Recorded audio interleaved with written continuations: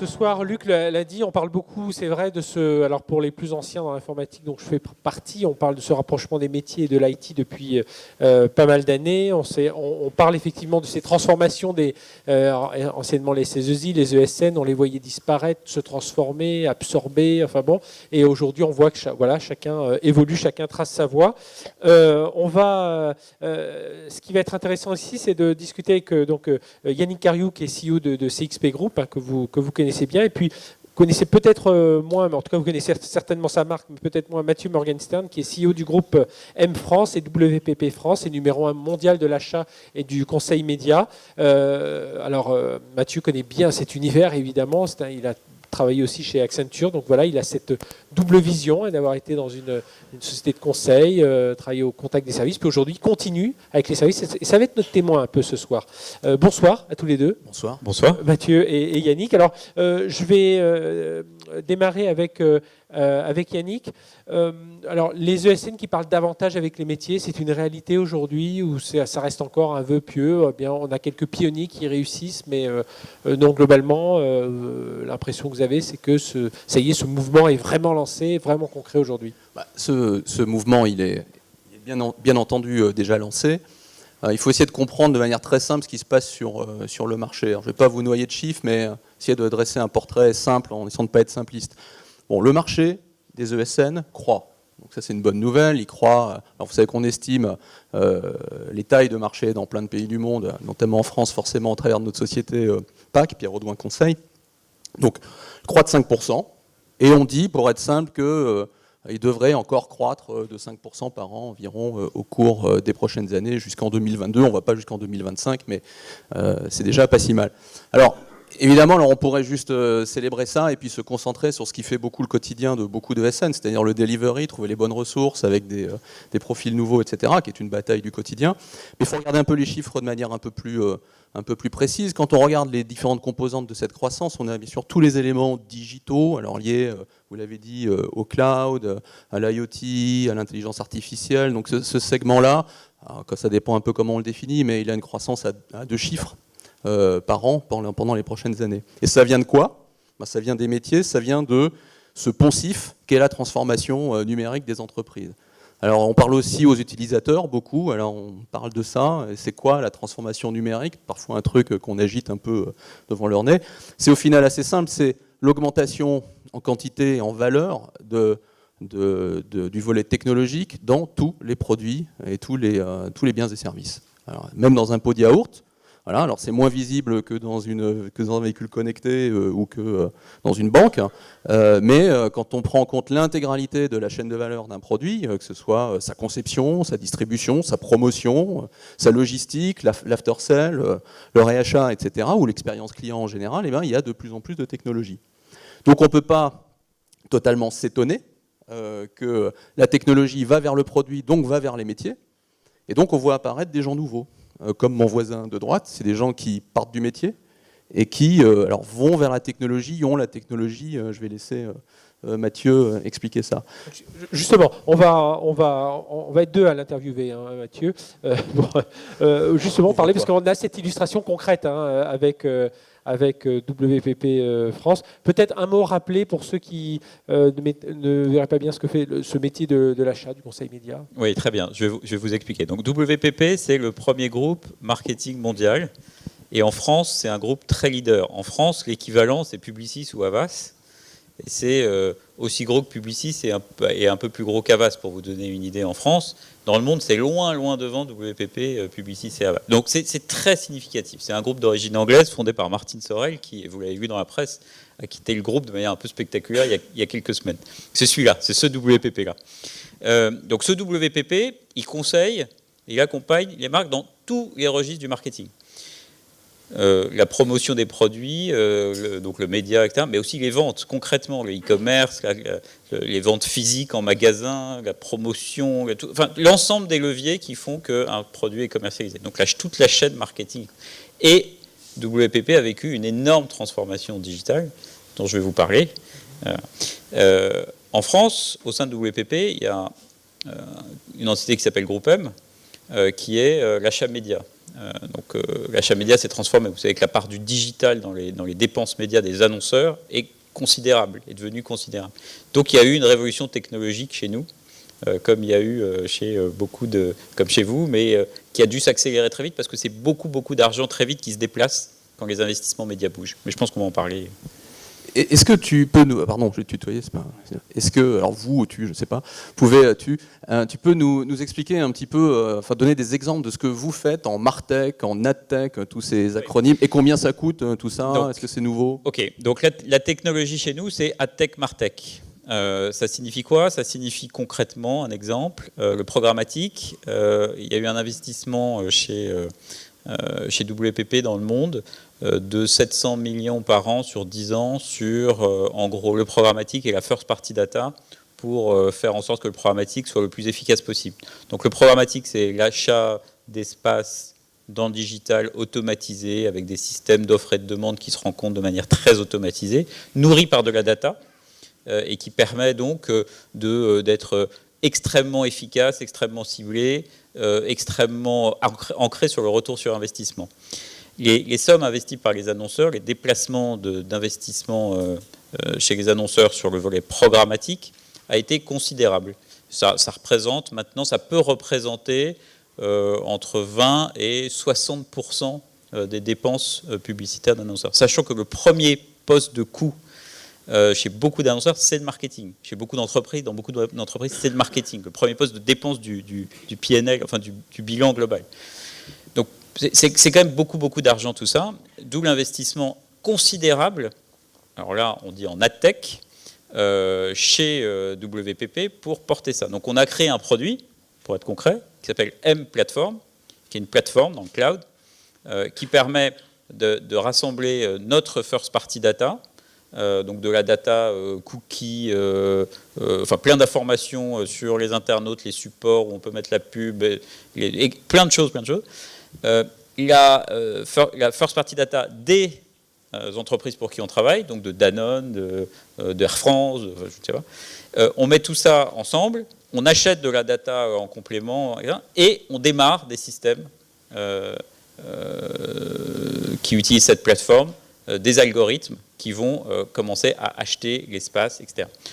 Donc on a nos propres plateformes qui font ça. Bref, on a tout acquis. Mais on est aussi très open source, on se branche sur des tas de trucs, énormément de choses extérieures qui permettent d'enrichir le produit. Donc des couches d'intelligence artificielle qu'on va chercher chez Google ou chez IBM pour automatiser l'achat et apprendre à mieux acheter.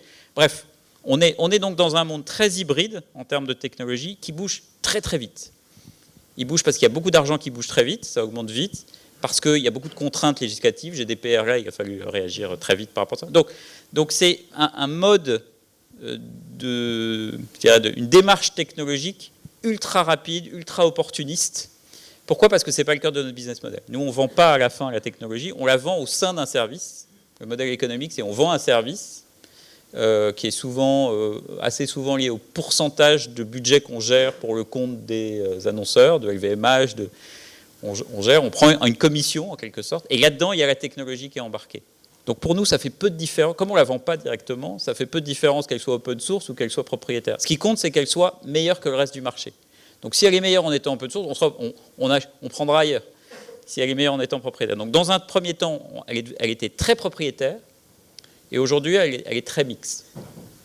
Est-ce que ça veut dire, là on comprend que évidemment le métier de WPP, de groupe M, a changé avec ces outils technologiques, mais ça veut dire que dans l'entreprise, parce que là on est en train de parler de cette transformation, la dimension technologique a pris une place très importante. Est-ce qu'elle est en train de couvrir l'ensemble des métiers de groupe M, de WPP, ou est-ce que est-ce qu'elle vient en support, ou est-ce que vraiment elle est en train de... Non, elle est partout. Et parce que là, je vous ai parlé d'une partie de la tech qui est le programmatique. Mais tous les métiers du marketing sont impactés par ça. On fabrique des apps, des sites, on fabrique des services. On est très précurseur sur les chatbots, sur les assistants. Vocaux, etc. Donc, il y a de la techno partout. Et aujourd'hui, à part une partie qui reste très traditionnelle dans les activations, dans l'accès aux consommateurs qui sont les médias traditionnels, etc., mais qui représentent une part qui se réduit ou qui se digitalise. Tout le reste, le poids, le budget, le montant, comme tu l'évoquais, de la technologie dans ce qu'on fait est considérable. C'est partout. Alors, dans ce contexte, comment te situes-tu sur le marché de la technologie? Te situes-tu? C'est pas facile à dire. Alors, mais où sont tes frenemies, tes amis, tes ennemis? Est-ce que alors tu viens d'Accenture, alors je veux pas utiliser la question. Ouais. Alors, Accenture, prenons l'exemple d'Accenture. Accenture est très peu concurrent de WPP. Pourquoi? Parce que WPP n'a pas acheté Sapient comme Publicis a fait. Publicis a acheté Sapient. Nous, on n'a pas acheté Sapient. Donc, on ne fait pas de la grosse infrastructure IT derrière des sites internet, par exemple. On va faire la partie IT, informatique, technologique un peu haute. Du coup, l'intersection avec Accenture, il date d'il y a une semaine. C'est quand Accenture a annoncé qu'il se lançait dans le programmatique et qu'il lançait une offre mondiale sur le programmatique. Donc le sujet que je viens d'aborder juste avant. Là, ça y est, on est en concurrence. Mais sinon, on était, contrairement à ce qu'Accenture disait, ils veulent la plus grande agence mondiale, etc. Non, en fait, ils sont sur l'IT du marketing, l'IT lourd, sur lequel nous, on n'est pas, mais sur lequel Publicis est. Donc nous, en fait, on est très complémentaires, je pense, avec, je crois, les gens qui sont dans cette salle, j'ai l'impression, sauf si les gens qui sont dans cette salle décident qu'il faut qu'ils adressent les sujets que je viens d'évoquer, et qu'il faut qu'ils soient sur la couche haute si je puis dire, de l'interaction entre une entreprise et ses publics, et qui commence à se dire, en fait, tous ces sujets-là nous concernent au premier chef, au-delà du fait de construire les infrastructures IT. Là, on commencera à être en intersection. Mais aujourd'hui, on se vit en complémentarité, vraiment. Donc, on pourrait tout à fait imaginer s'associer avec une entreprise IT pour aller ensemble travailler sur un client, etc. On va arriver à ces nouveaux modèles. On en reparlera dans la table ronde de un peu ces nouveaux modèles, ces nouvelles alliances. Question sur. Donc, on a compris, la technologie est au cœur de toute cette transformation. Est-ce que ça veut dire que. On parlait d'open source à l'instant, mais est-ce que ça veut dire que derrière, il y a aussi des technologies propriétaires? Enfin, WPP devient un acteur technologique aussi. Et puis, ma deuxième question, comment on fait pour que les clients suivent? Alors, on est un acteur technologique dans ce sens que on a, si je prends le produit M-Platform, on a développé M-Platform et on le vend enrobé dans un service plus large, mais on le vend. Il fait partie de la composante prix de ce qu'on vend. Donc on vend une part de techno, qui est une techno as a service dans le cloud, que nos équipes et les équipes du client utilisent et qui fait partie d'une prestation. Mais on s'est rendu compte d'une chose, c'est que sur toute la sphère, enfin toute la couche marketing, la technologie n'intéressait pas nos clients et qu'ils ne voulaient pas l'acheter en tant que tel. Et que la seule chose qui les intéressait, c'est le bénéfice final de la technologie. Et que ce bénéfice final, étant donné que c'est un mix de services, conseils, création, puisqu'on est aussi dans ce monde-là de la création, efficacité, ROI, etc., finalement, c'est ce package-là qu'on vend, la technologie étant l'enabler de tout ça, mais pas la finalité. Et en fait, ce que je réalise de plus en plus, c'est que quand on s'intéresse à la couche marketing au sens très large, marketing du digital, alors la technologie compte de moins en moins pour ceux qui sont les décideurs dans le fait d'acheter ce type de prestation. Ils achètent la finalité. Et donc nous, on le vend comme quelque chose enrobé dans une finalité. D'ailleurs, c'est comme ça que les clients réussissent à suivre. Et d'ailleurs, dans nos 16 milliards de revenus annuels dans le monde, on n'identifie pas un poste technologie. Il n'y a pas une ligne dans le... Quand il y a des réunions actionnaires de WPP, on ne raconte pas qu'on a fait tant sur la techno. Non. Et pour nos clients, la techno, il n'y a pas de frein. C'est simple, c'est compris, ça vend. Alors, l'éducation à faire. Ça se vend facilement puisque ce n'est pas vendu. Est-ce que ça reste un facteur de différenciation vis-à-vis de tes concurrents? Énorme, énorme. C'est-à-dire que le fait d'être capable d'expliquer, quand on répond à un appel d'offres, l'explication de M-Platform, cette plateforme-là, c'est 30% du temps de la présentation. Donc la techno est clé. Et on explique en quoi c'est différent. Mais on n'en parle pas en tant que techno. on en parle en tant que bénéfice de cette techno. Yannick, on est dans cet univers où la technologie est omniprésente. Là, on voit l'exemple dans le monde des AdTech, des MarTech, des marketing technologies. Est-ce que c'est transposable aussi? On le verra tout à l'heure avec Mehdi, le PDG de Talent, qui est beaucoup dans le monde de l'industrie financière. Mais est-ce qu'il y a dans d'autres domaines aussi, on voit cette technologie? Alors, domaine bancaire, oui, mais est-ce qu'on peut aujourd'hui dire que cette technologie est en train de se déployer vitesse grand V? En tout cas...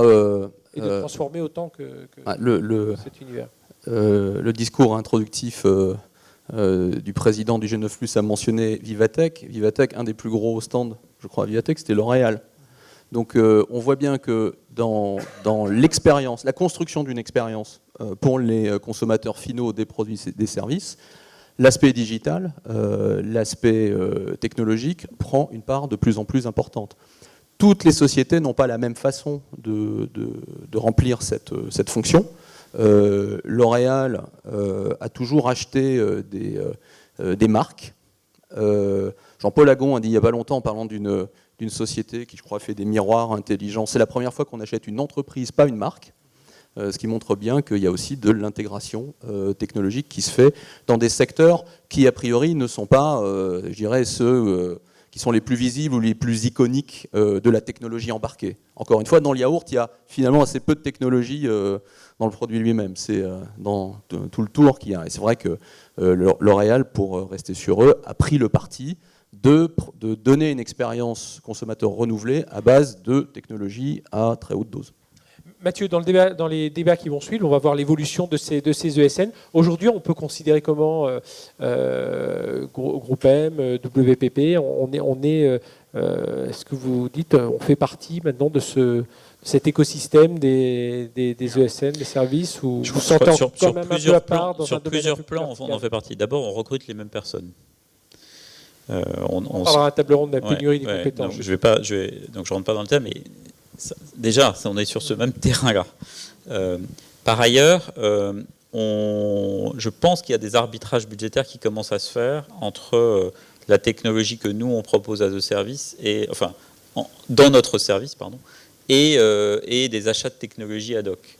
Je vous donne un exemple. Si un client veut créer sa propre DMP, ce qu'ils font souvent, il peut décider de travailler avec un ESN. S'il travaille avec nous, finalement, il va utiliser notre plateforme et ça peut remplacer sa DMP. Donc là, c'est des exemples très concrets, mais je pense que petit à petit, il va y avoir des choix comme ça qui s'opèrent.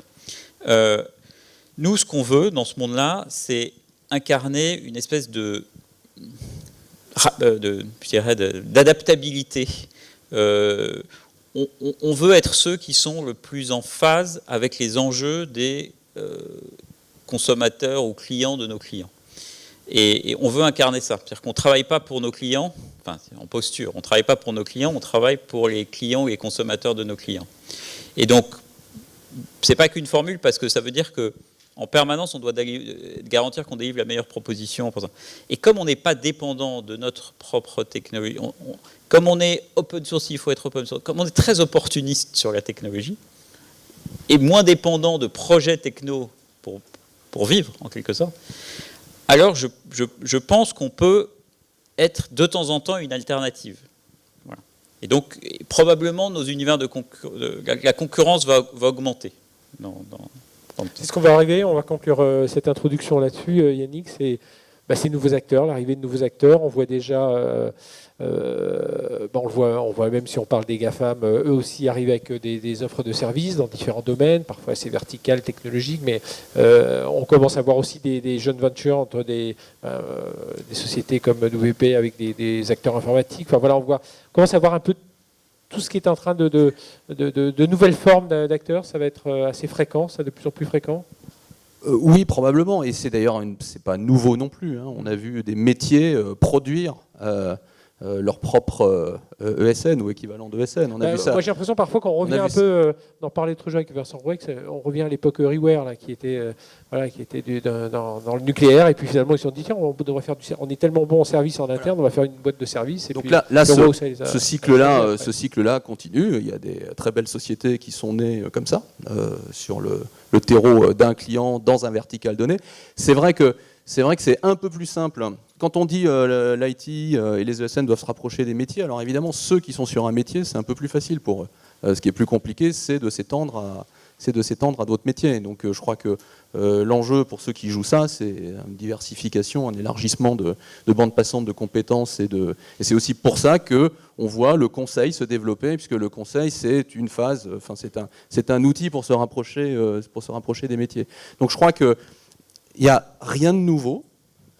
Il y a amplification, il y a émergence sur certains métiers qui ont une appétence technologique particulière et la publicité, la communication en général, le marketing est un de ces secteurs dans lesquels la technologie est immanente, enfin devient immanente et sera probablement clé. Donc on va voir des acteurs comme ça, mais on pourra les voir dans l'automobile, dans d'autres secteurs iconiques. Et puis après, il faudra effectivement que les ESN se battent avec leurs moyens, leurs ressources pour se rapprocher des autres métiers qui, eux, ne sont pas aussi gros et aussi dotés. La traduction toute trouvée par table ronde. Merci Yannick Merci beaucoup. Cariou. Je vous laisse regagner votre fauteuil. Merci Mathieu. Mathieu, vous restez avec nous.